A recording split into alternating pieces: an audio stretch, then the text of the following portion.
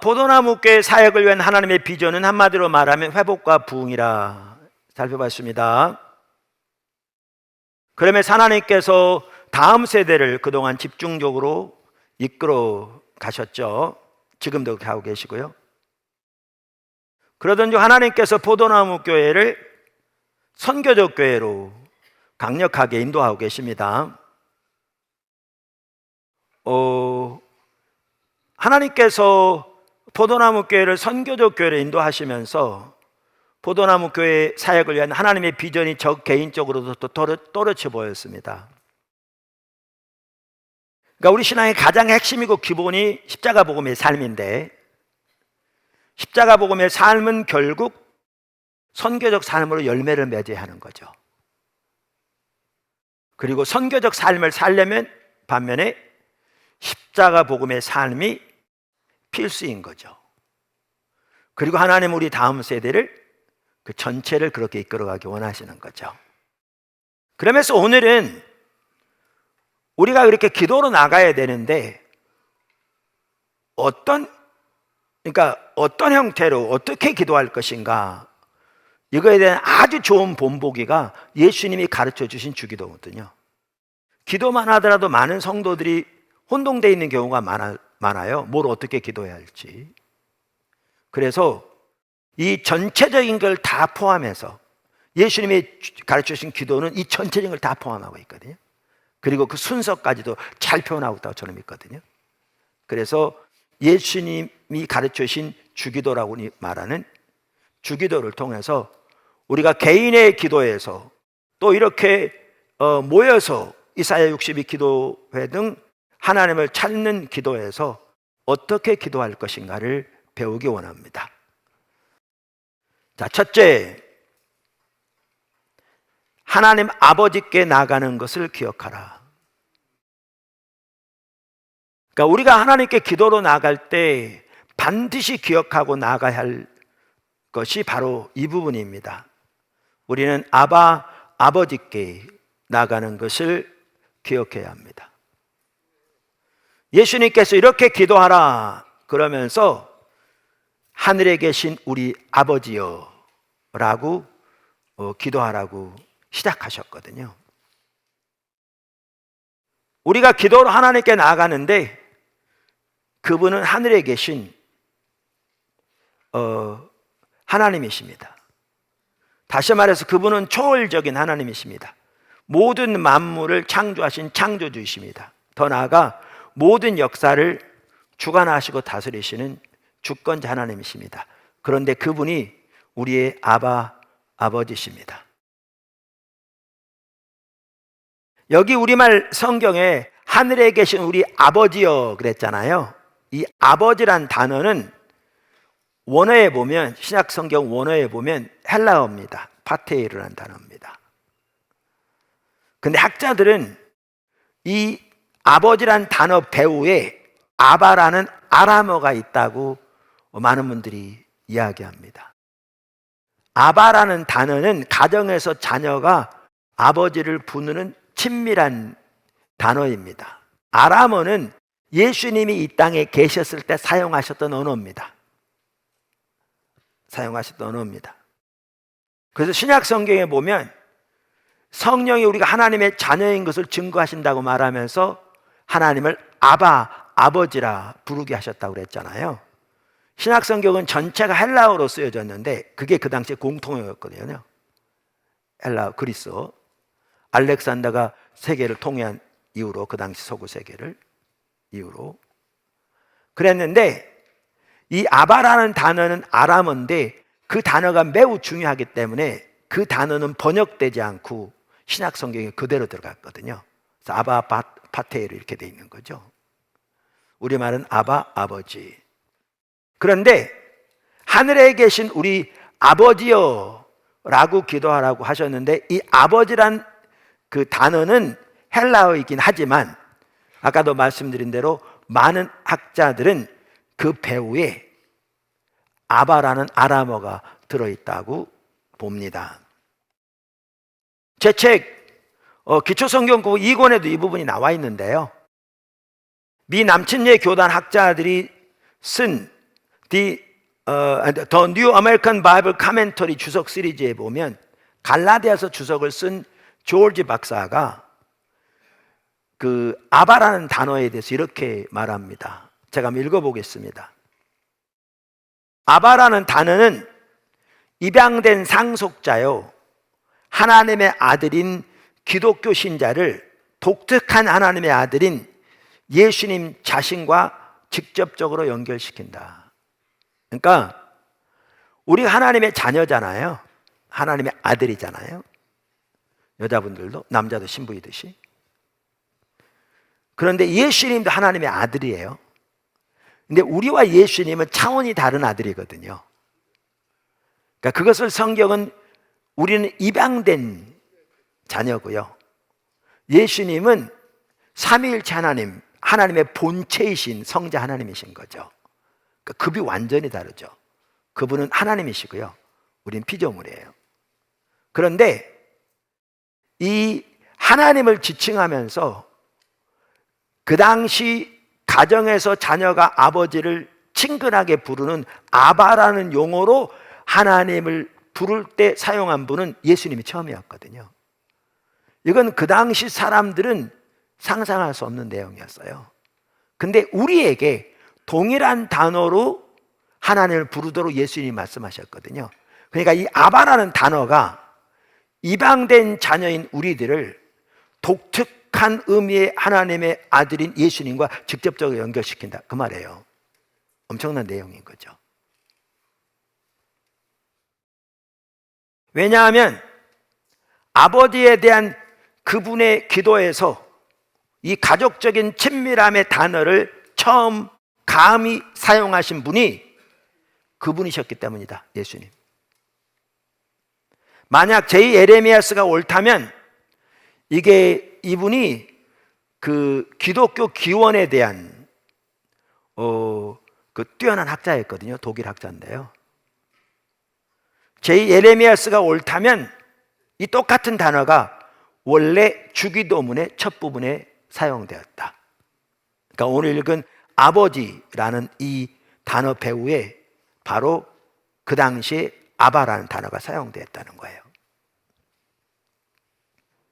오 아바, 하늘에 계신 아바, 전능하신 하나님이요, 하늘과 땅의 창조주를 부르면서 이 단어를 사용하는데 내포된 충격적인 요소가 라틴 예배의식의 흔적 속에 나타나고 있다.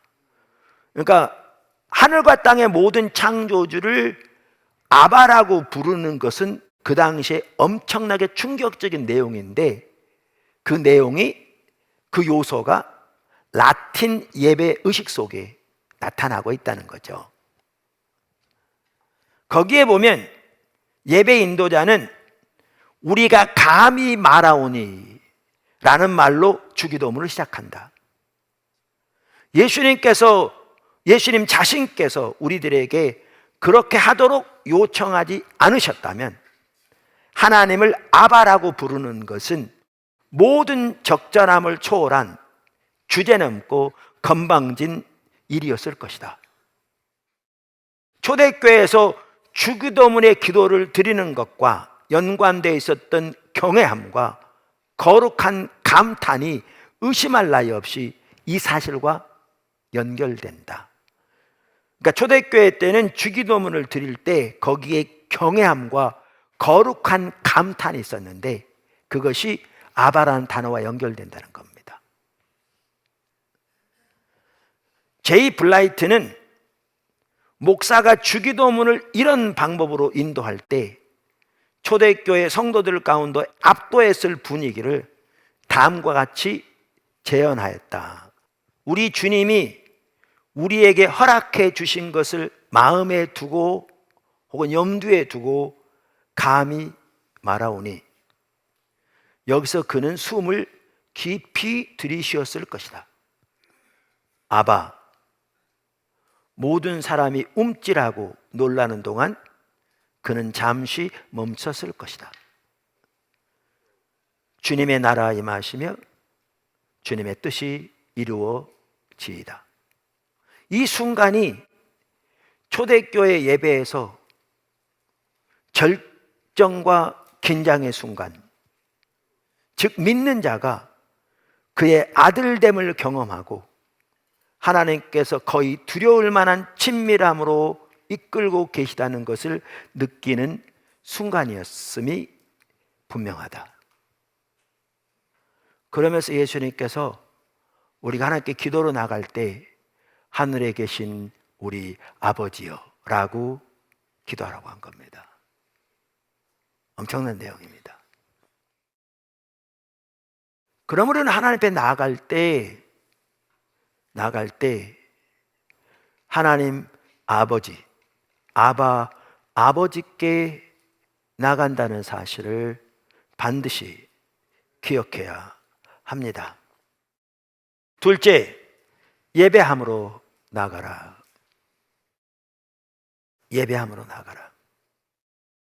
예수님께서 이렇게 말씀하셨습니다. 기도하라고 하시면서 가장 먼저 뭐라고 그러셨는가? 하늘에 계신 우리 아버지여, 이렇게 나가라고 하시면서 주님의 이름이 거룩히 여김을 받으시오며 이렇게 기도하라고 했습니다. 이게 무슨 말입니까? 정확하게 예배함으로 나가라는 겁니다. 예배함으로 나가라는 겁니다. 하나님께 기도로 나아갈 때 하나님을 예배함으로 나가는 것이 매우 중요합니다. 어떻게 보면 이 부분이 핵심입니다. 그러니까 예배에는 크게 두 가지 요소가 있는데요. 하나는 찬사고 다른 하나는 기뻐하는 것입니다. 뭐하고 뭐라고요? 찬사와 기뻐하는 것입니다.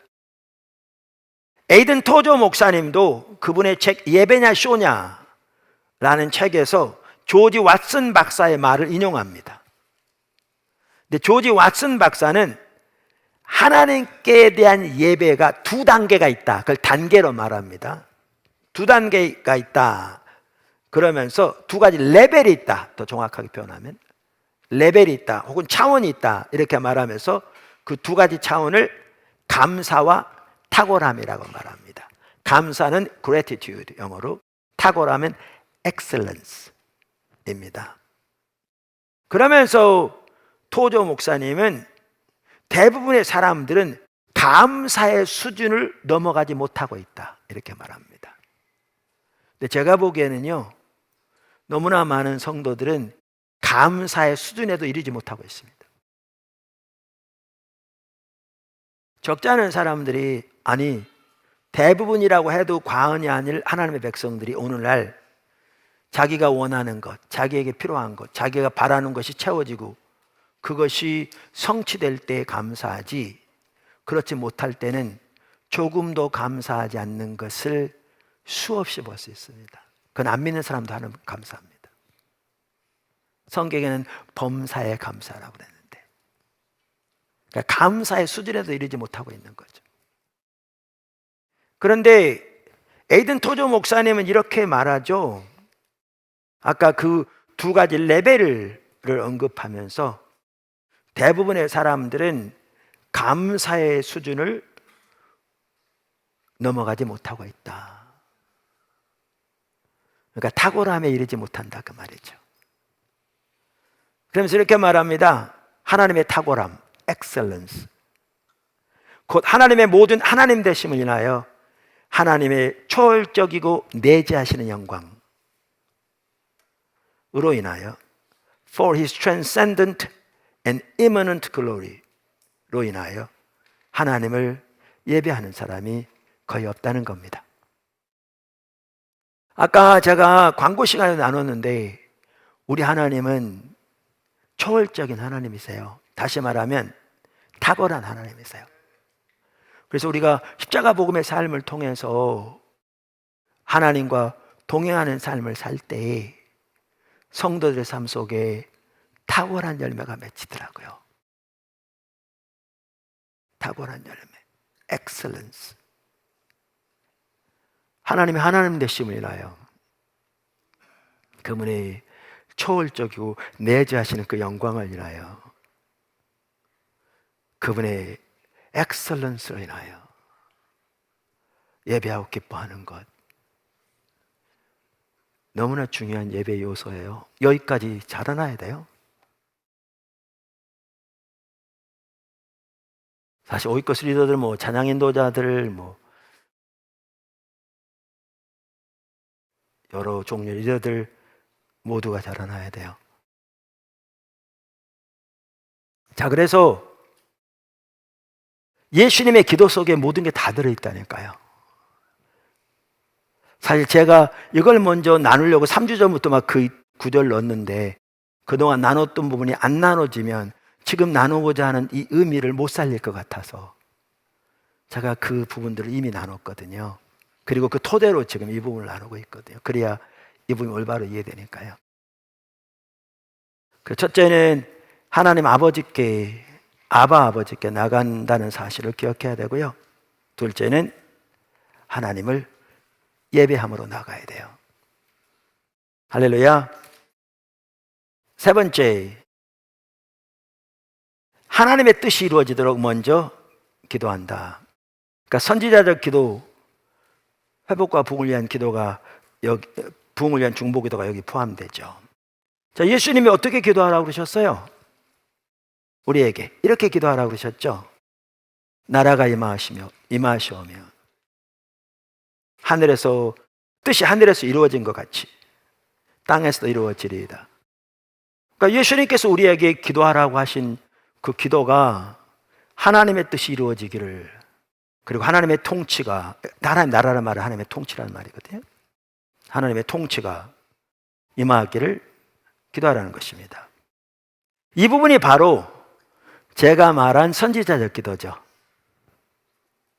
이사야 62장 6절과 7절에 말하는 선지자적 기도입니다. 제 책 선지자적 기도에 이 부분이 잘 정리되어 있습니다. 하나님과의 관계에서 하나님의 뜻과 목적과 의중을 발견하고 그 하나님의 뜻이 이루어지도록 간절히 구하는 기도, 그것이 선지자적 기도입니다. 선지자적 기도입니다. 그 성경적인 배경이 우리가 잘 아는 이사야서 62장 6절과 7절입니다. 예루살렘이여, 내가 너의 성벽 위에 파수꾼을 세우고 그들로 하여금 주야로 계속 잠잠하지 않게 하였느니라. 너 여호와로 기억하시게 하는 자들아, 너희는 쉬지 말며, 또 여호와께서 예루살렘을 세워 세상에서 찬송을 받게 하시기까지 그로 쉬지 못하시게 하라. 여기 보면 하나님께서 성벽 위에 파수꾼을 세운다고 그랬거든요. 그 당시 파수꾼이 누군지 아시죠? 망대우에서 동태를 살피는 겁니다. 오늘날 말하면 보초 서는 거죠. 그 보초의 임무는 두 가지입니다. 하나는 소식을 가져오는 전령을 발견하는 것과, 또 하나는 적들이 쳐들어올 때 그거를 성 안에 있는 사람들에게 알리기 위한 겁니다. 근데 구약 성경에서 파수꾼 그러면 많은 경우에 선지자들을 의미했습니다. 에스겔서를 보아도 알 수 있듯이 그 당시 선지자들은 하나님과의 관계에서 그 시대를 향한 하나님의 메시지를 받아 전하는 자들입니다. 물론 앞으로 일어날 일들을 미리 예측하는 예측의 요소도 있었지만, 훨씬 더 많은 부분은 그 시대 하나님의 백성들에게 하나님의 메시지를, 하나님의 관점에서 메시지를 전하는 자들이 그 시대의 선지자들이었습니다. 그런데 여기에 파수꾼은 그런 일반적인 선지자가 아닙니다.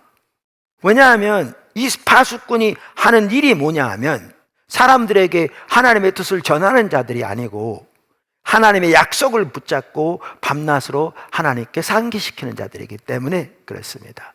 언제까지? 그 약속이 이루어질 때까지. 그래서 이들은 기도하는 자들입니다. 그럼 이 기도하는 자들을 왜 파수꾼이라고 그랬느냐? 이 기도가 선지자적 기도이기 때문에 그렇습니다. 선지자적 소명이기 때문에 그렇습니다. 그래서 제가 책을 이렇게 중보판을 내면서 제목을 선지자적 기도라고 이렇게 붙인 겁니다. 그래서 선지자적 기도는 이렇게 하나님과의 친밀한 교제 가운데서 하나님의 목적, 하나님의 뜻을 발견하고 그 시대를 향한 하나님의 계획, 하나님의 의중, 하나님의 뜻을 발견하고 그 뜻이 이루어지도록 하나님께 간절히 기도하는 자들입니다. 그 간절한 기도를 뭐라고 표현했는가? 밤낮으로 쉬지 않고 부르짖는 자들이라고 표현한 거죠. 그러니까 선지자들 기도는 이와 같이 하나님의 뜻을 붙들고 하나님의 뜻이 이루어지도록 하나님께 구하는 기도 전체를 저는 선지자들 기도라고 말하는데요. 예수님께서도 그러셨잖아요. 하나님의 나라가 임하게 하옵소서. 이 말이 뭐예요? 하나님의 통치가, 예수님이 오심으로 하나님 나라가 이 땅에 임했습니다. 하나님의 통치가. 그런데 오늘날만 하더라도 모든 공적 영역, 예를 들면 정치, 경제, 사회, 교육, 법, 이런 모든 공적 영역에까지 하나님의 통치가 임하도록, 우리의 삶의 모든 삶의 영역에 하나님의 통치가 임하도록, 그래서 그 모든 영역들 가운데 하나님의 뜻이 이루어지도록 기도하라는 겁니다. 예수님의 기도가, 우리에게 가르쳐주는 기도가 그걸 위해 기도하라는 거죠. 그래서 이렇게 선지자의 기도는 광범위하게 하나님의 뜻이 이루어지도록 구하는 기도인데요, 저는 그 선지자의 기도의 한 중요한 부분이 회복과 부흥을 위한 중보기도라고 믿습니다. 회복과 부흥을 위한 중보기도라고 믿습니다. 그러니까 회복과 부흥을 위한 중보기도는 선지자의 기도의 한 부분입니다. 한 부분인데 어떻게 보면 둘을 상호 교환적으로 사용해도 크게 틀리지 않을 만큼 회복과 부흥을 위한 중보기도는 선지자들 기도의 대표적인 하나의 기도라고 볼 수 있습니다. 오늘 본문에서도 그렇습니다. 본문에서 이렇게 하나님의 뜻을 위해서 기도하라고 그러면서 그 앞에 1절부터 5절까지 보면요, 하나님께서 이스라엘 백성들을 회복시킬 것을 예언하고 계십니다. 이사야 하반부, 즉 40장부터 66장까지, 어떤 분은 그걸 또 반으로 또 나누기도 합니다만은, 이사야 하반부는 이스라엘 백성들이 나중에 바벨론 포로로 잡혀가 있는 상황을 염두에 두고 쓰여졌습니다. 저는 그렇게 표현합니다. 일부 학자들은 나중에 따로 쓰여졌다고 말합니다만은, 복음주의 보수주의 학자들은 꼭 그렇게 받아들일 필요가 없다. 하나님께서 나중에 포로로 잡혀갈 것을 염두에 두고 쓰게 하셨다, 이렇게 얘기하고요. 저도 그렇게 받아들입니다. 자, 그러면서 그 포로로 잡혀가 있는, 그래서 하나님의 백성들은 이방 나라에서 온과 조롱과 멸시를 당하는, 뿐만 아니라 하나님께서 유업으로 주신 그 유다 땅은 적들에 의해 짓밟히고 폐허가 되고 황무지가 되어 있는 이 상황에서 이들을 회복시킬 것을 예언하십니다. 1절부터 5절 이렇게 말하죠. 나는 시온의 의가 빛같이 예루살렘의 구원이 횃불같이 나타나도록, 이것이 이스라엘을 향한, 더 나아가 신약의 교회를 향한 하나님의 계획입니다. 하나님의 비전입니다. 열방의 빛. 그런데 지금 상태는 그 반대가 되어 있는 거죠. 반대가 되어 있는 거죠. 나타나도록 시온을 위하여 잠잠하지 아니하며 예루살렘을 위하여 쉬지 아니할 것인즉, 이방 나라들이 내 공의를, 무도왕이 다 내 영광을 볼 것이요, 너는 여호와의 입으로 정하실 새 이름으로 일컬음이 될 것이며, 너는 또 여호와의 손에 아름다운 관, 내 하나님의 손의 왕관이 될 것이라. 다시는 너를 버림받은 자라 부르지 아니하며 다시는 내 땅을 황무지라 부르지 아니하고 오직 너를 헵시바라 하며 내 땅을 뷸라라 하리니, 이는 여호와께서 너를 기뻐하실 것이며 내 땅이 결혼한 것처럼 될 것임이라. 마치 청년이 처녀와 결혼함과 같이 내 아들들이 너를 취하겠고 땅으로 다시 돌아올 걸 말하는 겁니다. 신랑이 신부를 기뻐함 같이 네 하나님이 너를 기뻐하시리라. 이 하나님의 놀라운 회복의 약속을 주시고 뭐라고 그러시냐? 아까 6절과 7절에 이 약속이 이루어질 때까지 하나님께 밤낮으로 쉬지 않고 그 약속을 상기시킬 파수꾼을 세우신다고 말씀하고 있는 거죠. 그래서 여기 보면 선지자들 기도 중에 한 핵심이 회복과 부흥을 위한 중보기도입니다.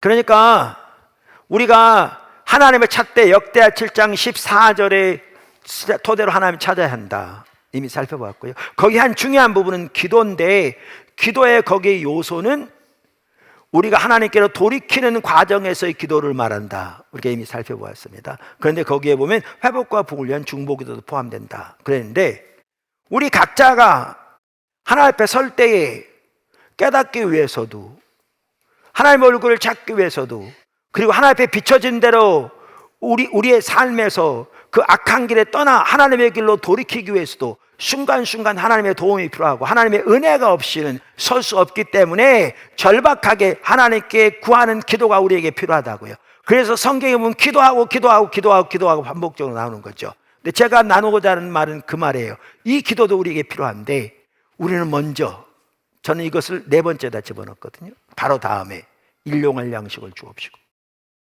우리 각자의 필요를 따라 앞에 나아가는 일용할 양식을 주옵시고, 여기에 거기 넣었는데 그 전에 우리가 기도할 내용이 있습니다. 예수님께서 말씀하신 것처럼 주님의 나라가 임하며 주님의 뜻이 이루어지기를 위해 기도한 것처럼 회복과 부흥을 위한 중보기도, 이 시대를 향한, 오늘의 교회를 향한 하나님의 뜻을 붙들고 회복시켜 주시도록 기도하는 기도가 먼저 돼야 한다. 저는 그렇게 확신합니다. 예수님의 기도 속에 다 들었습니다. 다 들었습니다. 로이드 존스 목사님이 부흥에 오는 단계에 대해서 말하면서 여러 차례 나눴습니다. 현실에 대한 인식이 첫 번째 단계다, 이렇게 말합니다. 그러면서 그것이 없이는 부흥은 어떤 소망도 없다. 그분의 부흥책 202쪽, 203쪽 제가 읽어보겠습니다. 이렇게 말합니다.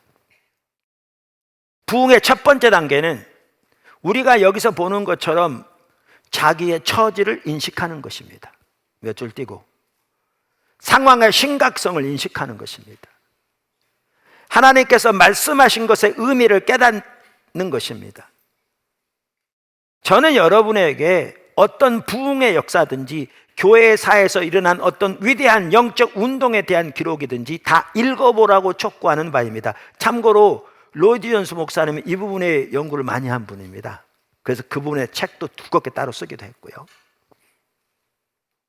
그러면 한 번도 예외 없이 언제나 그러한 일이 일어날 것임을 즉시 발견할 것입니다. 오늘날 그런 것이 어느 정도 있기까지는 참된 부흥의 소망이 전혀 없습니다.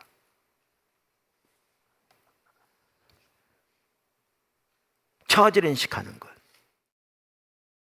그게 무슨 말이냐? 다른 곳에서 이렇게 얘기합니다. 이 책은 그 119쪽에 있는데 같은 책 이렇게 말합니다.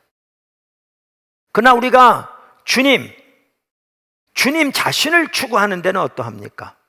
하나님, 주 예수 그리스도, 성령의 임재가 우리 삶 속에 나타나는 것, 그것이 참된 기독교입니다. 부흥 시에 언제나 하나님께 사용됐던 사람들은 바로 그것을 추구했습니다. 여러분은 그것을 위해 제 말을 들을 필요가 없을 정도입니다. 언제나 부흥의 예비 단계들이 있기 마련입니다.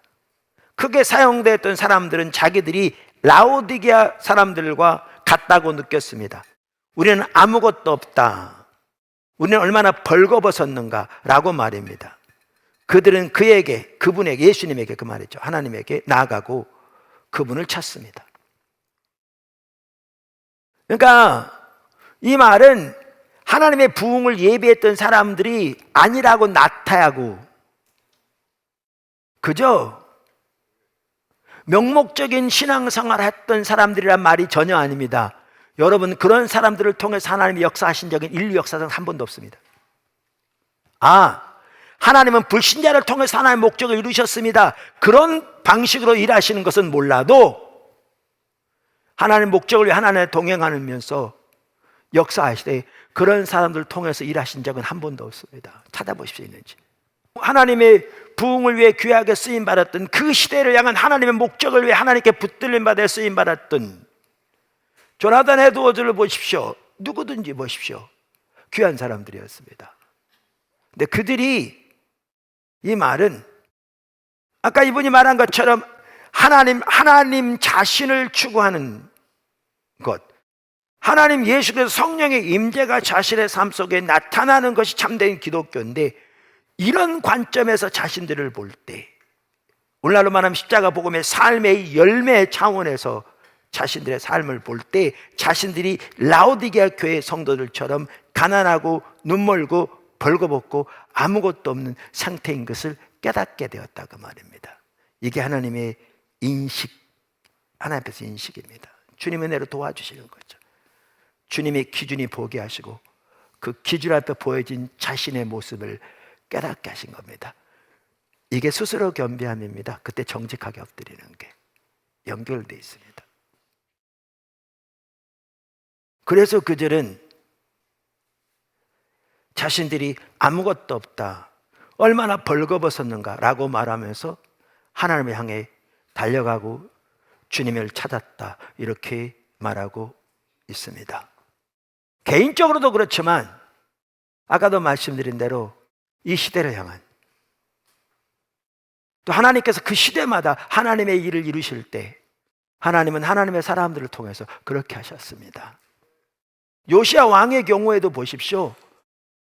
그 율법을 읽는 중에 하나님의 은혜로 그의 마음눈이 열려 성경에 말하는 하나님의 백성의 기준이 보이고 하나님의 의도하신 삶의 모습이 보이고, 우리가 이미 몇 주 전에 보았기 때문에 그 앞에 비춰진 자신뿐만 아니라 자기 조상들로부터 그 나라 전체의 상태가 보인 거잖아요. 단순히 요시야 왕 한 사람에 대한 얘기가 아니었잖아요. 그 시대를 향한 하나님의 관점을 보게 하신 거잖아요. 그러니까 옷을 찢고 엎드려 선지자에게 보내고, 그리고 온 하나님의 백성들, 온 이스라엘 백성들에게 하나님께 돌아오라고 촉구하게 되는 거잖아요.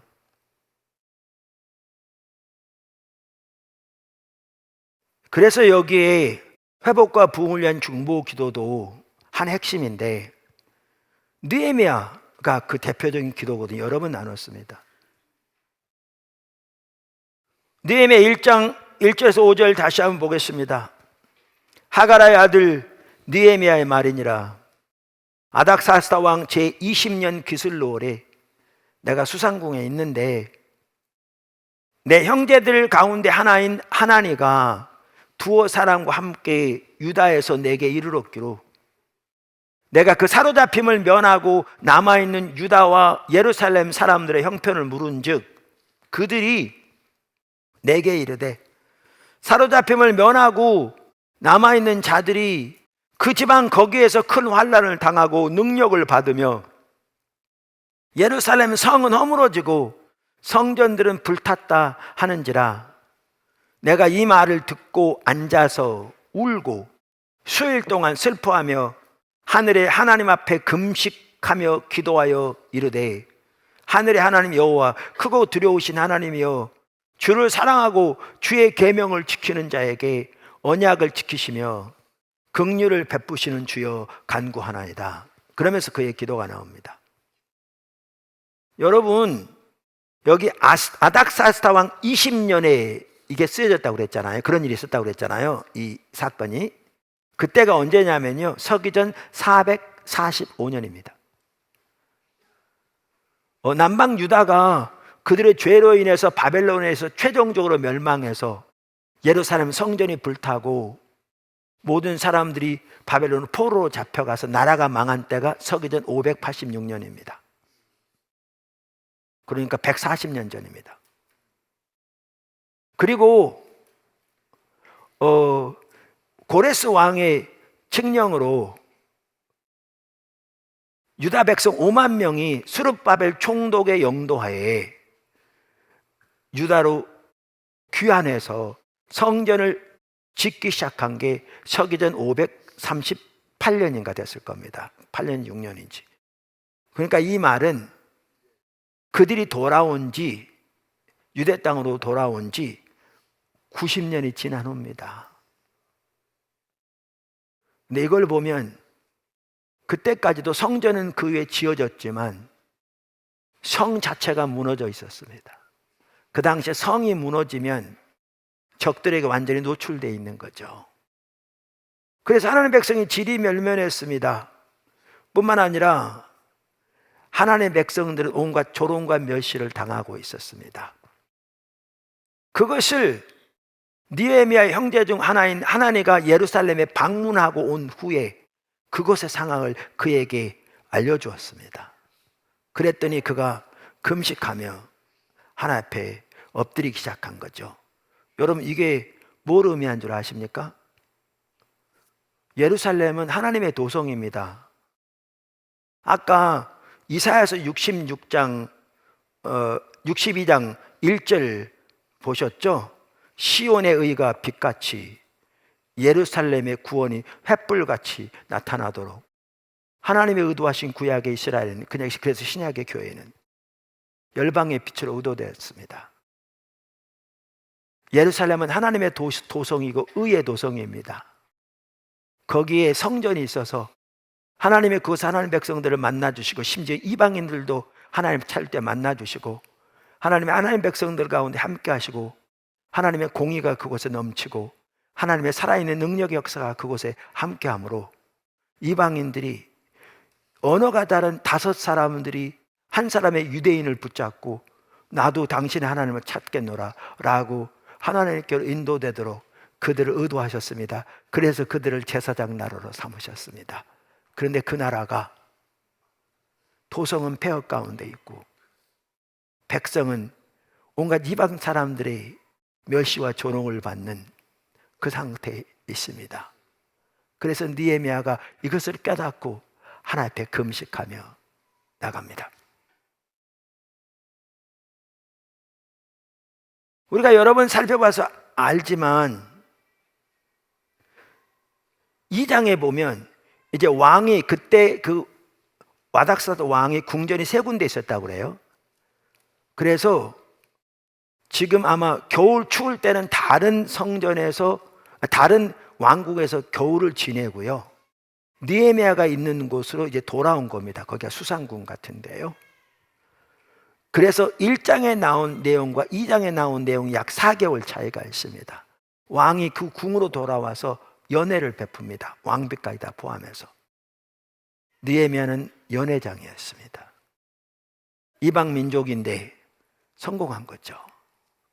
그런데 성경에 보면 이 예루살렘의 상태가 얼마나 그에게 압도적이었던지 4개월 동안 금식하지 않았겠죠. 왕 앞에 서야 되고 그랬더니 벌써 죽었을 것이고요. 그런데 자기도 모르는 사이에 근심이 가득한 겁니다. 왕이 너 왜 근심이 가득하냐? 너 그런 적이 없는데.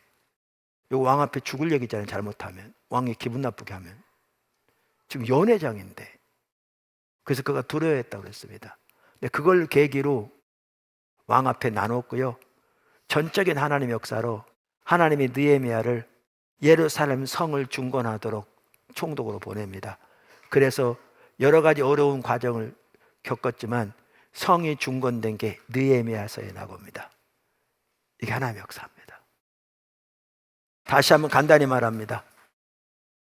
하나님이 우리를 회복과 부흥의 비전을 주셨습니다.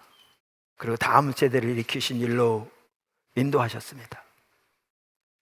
선교적 교회로 이끌어 가시면서 그 회복과 부흥의 비전이 더 또렷하게 보였습니다.